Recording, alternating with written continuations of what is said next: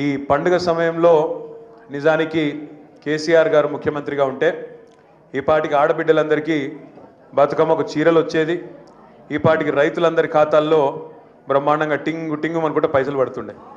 కానీ ఇప్పుడు బతుకమ్మ లెక్క లేదు, దసరా లెక్క లేదు. ఇప్పుడే మా కృష్ణారావు గారు చెప్తున్నారు, ఆఖరికి ఆడబిడ్డలు బతుకమ్మ ఆడుకుంటామంటే కూడా డీజేలు కూడా బంద్ పెట్టిరట.